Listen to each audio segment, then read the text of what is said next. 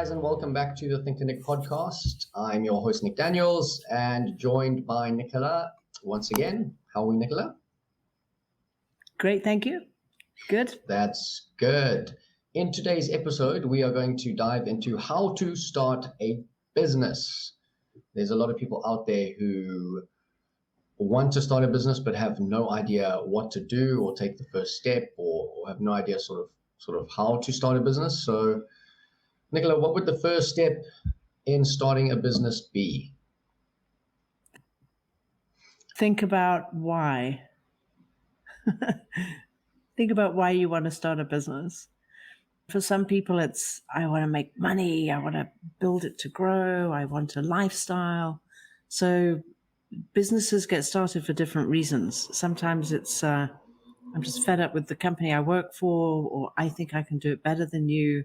So think of your motivation to start with. And they say, I mean, lots of entrepreneurs that start businesses, if they did the analysis up front, they probably never would have started. So a good example of that is, I don't know what the statistic is today, but when I started a business, it was in the late 90s, the first one. The statistics then were 9 out of 10 businesses go out of business within the first year, and 9 out of 10 of the remaining one go out of business in the second year. So if you look at your chances of success in starting a business, they're moderately low in terms of survival. But what's happened today was sort of this digital nomad concept and lots of independent workers. A lot of independent workers could be seen as running a business, but there's a difference between running a business and being self-employed. So think about your why, and then think about the motivation required to keep it going. Okay, and in your case or in your experience, why did you start that business? Was it because it was the only option, or was it because you were motivated to chase something? What was your motivation for starting that business? That was interesting because I'd been working with Edward de Bono, and we'd done this sort of international trip, several international trips. And I didn't start working with him with the intention of starting a business based on his work. I started working with him with the intention of seeing the world and learning something new and different. That was my goal. But at the end of the period of working with him, I actually said to Edward, I think you need a different kind of assistant to me, because I always knew I wanted to be in business, but I wasn't quite sure what kind of business. And then the opportunity to represent his work came up. It was in line with the industry that I had experience with. And what that meant was starting a company and distributing and training his methodologies in Southern Africa. So it was a combination of timing and opportunity. Okay, that's awesome. And you touched on the statistics there about how businesses, how often they fail. Yeah. Why do businesses tend to, because I also read a stat like businesses do tend to fail within the first 2-3 years. Mm-hmm. So and I've also read a stat that a lot of businesses make a loss for their first 2-3, sometimes 4 mm-hmm. years before they actually start making a profit. Yeah. So why is that? Well, some businesses, for example, let's say a training business, which is what I started, that was a distribution company. So what we basically did is we distributed materials and training content to other individuals and companies. And there was no capital outlay, or very low capital outlay, to start that business, because we didn't actually have to pay for the license. We did have to pay for train the trainer, but those were acquired over time. But the license to operate was actually, we just needed a company and a bank account. So that had low capital expenditure, and most of our investment went into brand building and marketing, and probably staff and offices. There are other companies that need capital to build something before it can be sold. Now, building in those days would have been building equipment, machinery, or some sort of technology. But today, building can often require a lot of tech, building the website, building the platform. So in those organizations, or startups, as they're often called, they need runway, they need time to be able to build out the idea so that it is scalable. Because in a platform type business, you don't want to spend 2 years building a platform and then not have a customer, because you've just had huge sunk costs and no one buys what you've built. So those businesses require what's sometimes termed as a runway period, where they build the equipment, or they build the intellectual property, or they build the platform before it's what they call go to market. Okay. And you've touched on in the beginning, you touched on, how to start a business. And you said that the first thing you need to do is ask yourself why. So what are some of the other important questions that you should be asking yourself before you start a business? So there was a great book written by someone called Tony Manning. I think it's Strategy Made Simple. And he was a very well-known author and strategist here in South Africa.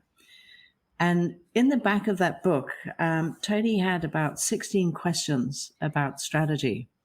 And I think those 16 questions are probably good questions to ask if you, or when you, decide to start a business. And right at the beginning, he talks about understanding your purpose. What's the purpose of your business? And I can't remember all 16 questions, but the 4 I believe he asks around purpose are: who do you serve? So who's your customer? Who's your target market? What value do you deliver? So what are you delivering to those customers, and why would they want to buy your product and service? What makes you unique? So what's your USP, your unique selling proposition? What makes you different in the eyes of your customer? And Michael Porter, the strategy professor from Harvard, would often talk about differentiation as being a strategy. So who do you serve? What value do you deliver? What makes you unique? And what is your ambition? And I think if you sit down and you answer those 4 questions, every year revisit them. But if you start with those 4 questions and you've defined your customer base, your product and service, your point of difference, and your own ambition and goal, then I think that's a good starting point for your business. Great. Okay. And you touched on capital as this might be quite a broad question, but you touched on capital as being one of the things that you would need to start a business. Nowadays, there's so many online businesses and stuff where it doesn't require a lot of capital, almost none actually. But what are the other sort of important things that you need to consider that you kind of need to start that business? So we've discussed the questions, we've looked at, you need to answer these questions, but what would you actually need, like capital, to start that business? So capital, I think this is where a lot of people fall short today. In a startup, capital is also required for marketing. You need a customer acquisition strategy. So today with social media and, sign up to my newsletter and build my database online, you still need to throw some dollars into promotions and boosts, etc. So communications in a small startup or even an independent startup is very important. And marketing, I think, will play a big role. The other thing is there's nothing worse than a desperate seller. So if you go and visit a customer and you're desperate for the business, it's almost a fait accompli that that customer will run in the other direction. You've either got to be super confident, and I've heard some very creative stories from entrepreneurs of how they've gone through customer acquisition. But customers don't like needy salespeople. They tend to move away. So if you've got a direct selling strategy where you have to directly engage with your customer or speak to them, I think it's quite valuable that you actually have a salesperson in between you and the customer. And you might be the entrepreneur with the idea, which often creates a huge emotional attachment. Or you might be the entrepreneur that says, I I'm going to build on someone else's idea and actually build a scalable business. So you take what looks like a fledgling business into something that's not just scalable, but also sellable. Okay. Mm. Okay, cool. So it's funny that you say that, because the Think and Nick podcast so far, when you touched on marketing there, I haven't done any marketing for the podcast other than organically through, Yeah. my social platforms and stuff. So Yeah. maybe it's time to actually take that step and maybe, throw some dollars into some Facebook ads and some Instagram ads and see how that happens. Yeah. Because if you say that that's a key thing that most businesses are not doing, or some businesses are not doing, I definitely need to jump on that bandwagon as well.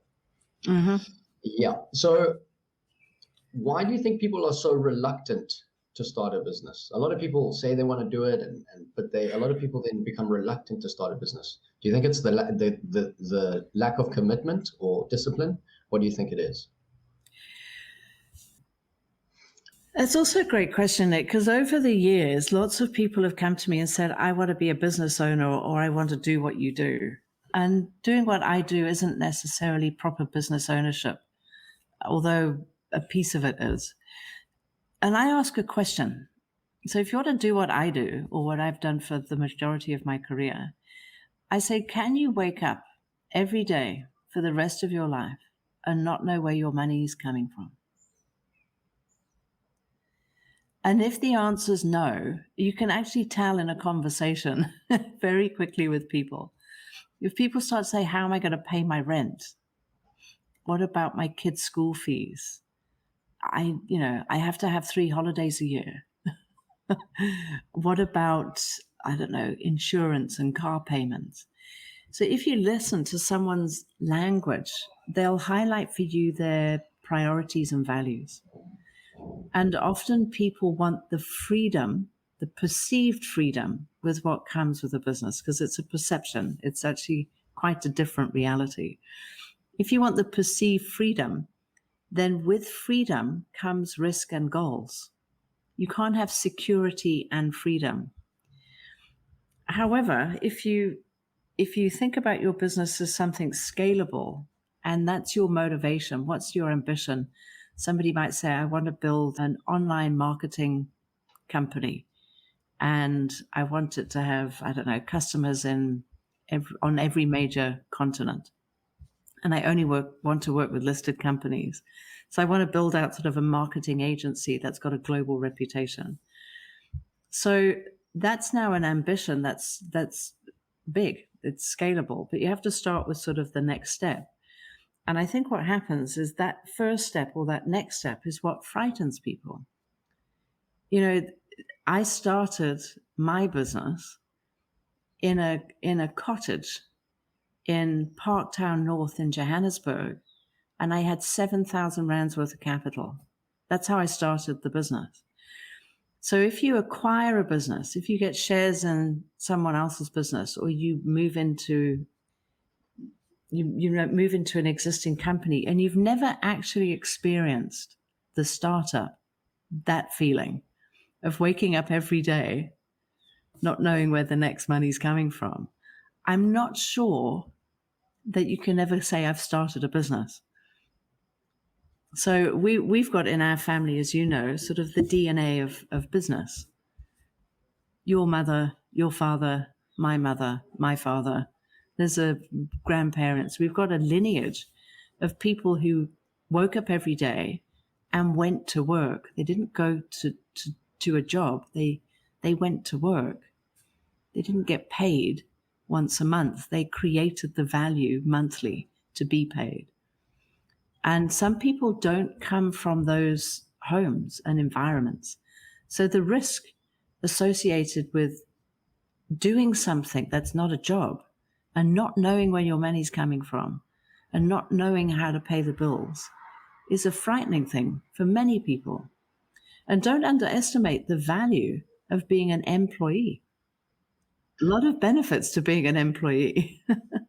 Yeah, for sure. Tell me about it. So when you say that, though, I mean, the approach that I would take, and I'd like to think, I'd like to think I would take, would be the side hustle thing. So still have Yeah. that reassurance of, you know, getting that money in whilst building a side hustle until the side hustle becomes a hustle, basically just, you know, the full-time business. Hmm. So what Yeah. are your views on that, going the It, side se- hustle route? it seems to be quite a popular thing to do these days. And I think you get what you pay attention to. So I personally, I feel like I need quite a lot of diversity in my life because I think one thing is stressful for me. But one thing, it's almost as if a group, I like multiple brands, multiple points of interest, multiple touch points. But nothing in my world is a side hustle. It's a part of my world. And I think what happens is you get what you pay attention to. And if you put all of your attention into something, your motivation for it to succeed is going to be far greater than if it's a spinning plate. And if the plate falls and breaks, it doesn't really matter. I'll start another spinning plate. So then, how much effort will you put into your side hustle and how important is it? I'm not saying don't have a side hustle. It seems to be quite common these days. You know, lots of people have jobs and trade Bitcoin. But how much attention does your job get while you're trading Bitcoin? You know, if your motivation is to be an investor and you've got a job, are you really thinking about work or are you really thinking about investing? And you'll get what you pay attention to. It's like a relationship. If you don't pay attention, it's not going to work. Yeah, and I am actually living proof of exactly what you're saying. It's just resonating with me because I've tried a number of side hustles, and just like you said, I wasn't all in. They were side hustles, and a lot of them fell through.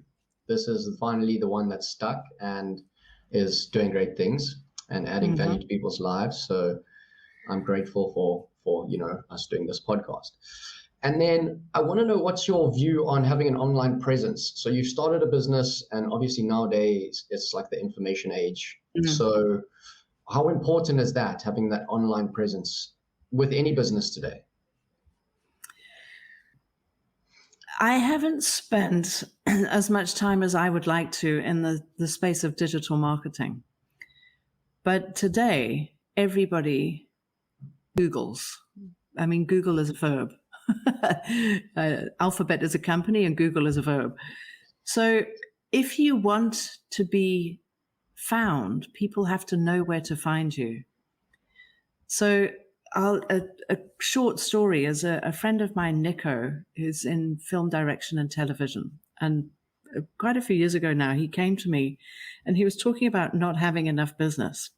And he's a super talented, creative guy, a great personality, fun to work with. I've worked with him on a set for a production, and he's got absolutely incredible skills.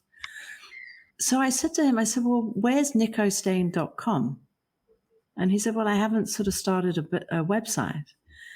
And then I said to him, you know, in today's world, if you want to be found, people have to know where to find you because it's such a competitive world. And if in my lifetime, the population of the world has doubled, then I don't think people are running around looking under rocks saying, where's Nico Stain?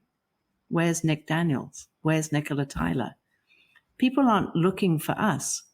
They're looking for a solution or a person to help them solve a problem or meet a need. So if that's your value proposition, and you just said part of your value proposition is adding value to people's lives.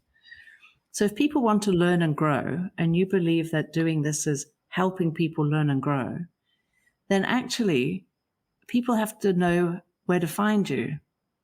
So having an online presence is critical unless you want to be the best kept secret. And that's a completely different strategy. In that case, you don't want to be found. You know, if you're the asset manager for the king of Liechtenstein, you might not want to know, you might not want to publish your mobile number. But if you want a commercially viable business, customers have to know how to reach you. And that's got to be easy. And in today's verbaling of Googling, you've got to sort of hit page one, which is this whole social media SEO, you know, be the first hit on the page, because people's patience to go to page 3 unless you're a deep researcher. You've lost people by page 1, mostly. Yeah, and that's so true. I mean, I've learned through the podcast that if it's not one click away, people are not going to listen to the podcast. It needs to be one click away. And Instagram's actually just added that feature back, which I'm thankful for, because trying to find my way around that was a bit of a mission. So the last question I'm going to pose to you before I let you go, Nicola, is basically you've got this business idea, you put in the capital, you're ready to go. Yeah. And then you want to launch. Now, what I want to know is, what is the difference between a soft launch and a hard launch? And also, is it necessary to do both? So I think a hard launch is sort of a date and time where you announce to the world, here's the product. So, and a soft launch is more that you let your brand emerge over time and then you sort of announce it at the end. Yeah, do you do both? I think it probably depends on what you're offering. So if you've got a product that's got, let's say a product. If you're selling a product where the intellectual property or the brand is its core value, I don't think you would soft launch Coca-Cola. Or where you've got intellectual property, where you disclose something to your market and that market could replicate your work. You're not going to soft launch that. You're going to hard launch it. But if you've got something that can emerge and grow over time, you can still then soft launch. I think the benefit of hard launches, and one of my first jobs in business was working in public relations, not advertising, public relations in London. And in PR, there was a lot of communication that took place around the brand. So the clients we worked with were Barclaycard, the Post Office, ironically, the British Post Office, and the Southampton Boat Show. Those were the 3 dominant clients. Now, all of those had established brands. But if, for example, the Barclaycard wanted to launch a new product or value proposition, it would be a hard launch. Or in awards, it's more like a hard launch. So I think it depends on what you're selling and what that represents for competitors and customers. I quite like hard launches, to be honest. I quite like a date and time, we do some work and we go live. But there's a model now called lean and agile, lean manufacturing and agile. And these are 2 concepts used in startup. And in essence, it's launch and learn, launch and learn, launch and learn. So you keep evolving your product and you have a go-to-market strategy, you acquire some more customers, and it's a continuous process of rapid development and improvement. So the worst thing you can do with a brand is just to never evolve it. You don't want to keep changing your logo, that's completely different, but you've got to evolve your business to continuously meet customer needs. And those needs change. How you communicate that will be determined by hard and soft launch requirements. Very, very true. Well, Nicola, thank you very much again for your time. To all the listeners, I hope you guys enjoyed this episode. Make sure to like, subscribe, follow, and we will see you again next week. Thank you very much, Nicola. Have a great day. Pleasure. Thanks, Nick. Bye. Bye. For more news and content about Think and Nick, go to www.thinkandnick.com or visit our Facebook or Instagram pages @Think and Nick.